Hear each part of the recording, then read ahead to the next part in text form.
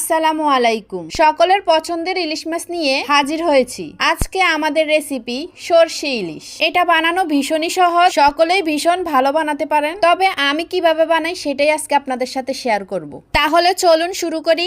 এখানে সরষে ইলিশ বানানোর জন্য আমি মাঝারি সাইজের দুটো ইলিশ মাছ নিয়েছি। এর মধ্যে দিয়ে দিচ্ছি সামান্য পরিমাণ লবণ আর হলুদের গুঁড়ো। দেওয়ার পরে আমি প্রতিটা পিসের সাথে লবণ আর হলুদের গুঁড়ো মিশিয়ে নেব। মিশিয়ে নেওয়ার পরে আমি 15 থেকে 20 মিনিটের জন্য রেখে দেব। এবার আমি এখানে নিয়ে নেব পেঁয়াজ, কাঁচামরিচ আর 4 টেবিল চামচ সরষে। সরষেগুলোকে আমি আগে সুন্দর করে ধুয়ে পরিষ্কার করে নিয়েছি।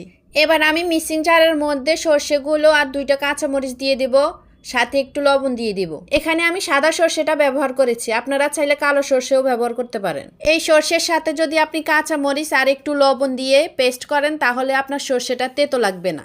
আমার সরষেটা পেস্ট করা শেষ। সাথে আমি 1 কাপ পেঁয়াজও পেস্ট করে নেব। পেঁয়াজ পেস্ট করলে হয় কি আপনার ঝোলটা মাখো মাখো হয়, খেতেও অনেক সুস্বাদু হয়। আমার পেস্ট করা শেষ। এবার আমি চলে যাব চুলার মধ্যে। চুলার মধ্যে একটা প্যান বসিয়ে দিলাম, তার মধ্যে পরিমাণ মতো সয়াবিন তেল দিয়ে দিলাম। তেলটা একটু গরম হয়ে আসলে তাতে আমি 1/2 কাপ পেঁয়াজ কুচি দিয়ে দিলাম। দিয়ে একটু নেড়ে আমি পেস্ট করা পেঁয়াজ দিয়ে দিলাম।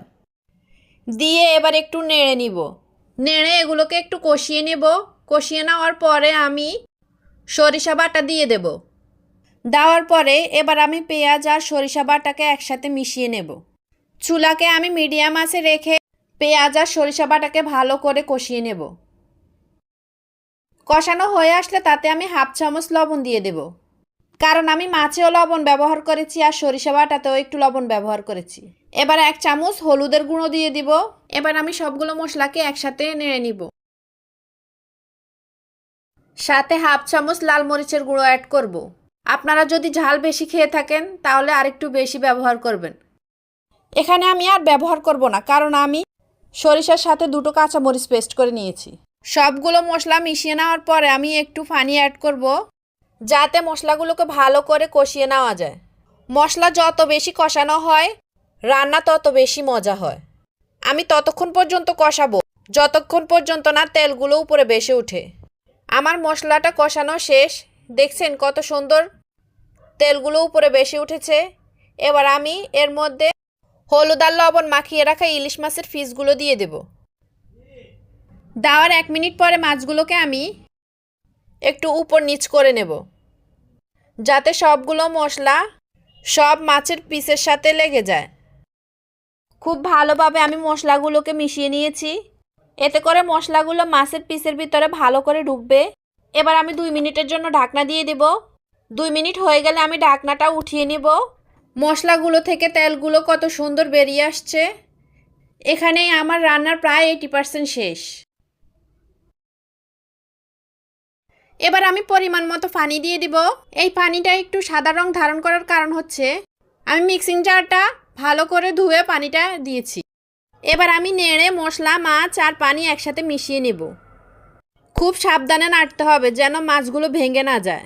এবার আমি চুলার আঁচটা একটু বাড়িয়ে দিব। এবার আমি এখানে 4টা কাঁচামরিচ দিয়ে দেব। এই কাঁচামরিচগুলো আমি ঝালের জন্য ব্যবহার করিনি, এগুলো ব্যবহার করেছি একটু গ্রানের জন্য। এবার 5 মিনিটের জন্য আমি ঢাকনা দিয়ে ঢেকে মাছগুলোকে একটু ফুটিয়ে নেব। 5 মিনিট হয়ে গেলে আমি ঢাকনাটা উঠিয়ে নেব। উঠিয়ে মাছগুলোকে একটু উল্টে পাল্টে দিব, যাতে মাছগুলো প্যানের মধ্যে লেগে না যায়। এবার আমি আবার 2 মিনিটের জন্য ঢাকনাটা দিয়ে দিব। দিয়ে আবার একটু ফুটিয়ে নেব। 2 মিনিট হয়ে গেলে আমি ঢাকনাটা তুলে নিব। আমার সরষে ইলিশ রান্না প্রায় শেষ। আমি চুলাটা একদম লো ফ্লেমে রেখেছি। দেখেছেন কত সুন্দর কালার এসেছে আমার সরষে ইলিশের। এবার আমি একটা বাটিতে ঢেলে নেব। আমি সরষে ইলিশের গ্রেভিটা বেশি ঘন করিনি, এটা ঠান্ডা হলে আরেকটু ঘন হয়ে যাবে। কেমন লেগেছে আপনাদের আমার সরষে ইলিশ রান্না?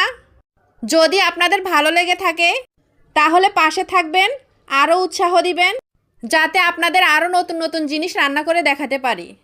ওকে, আল্লাহ হাফেজ, টাটা।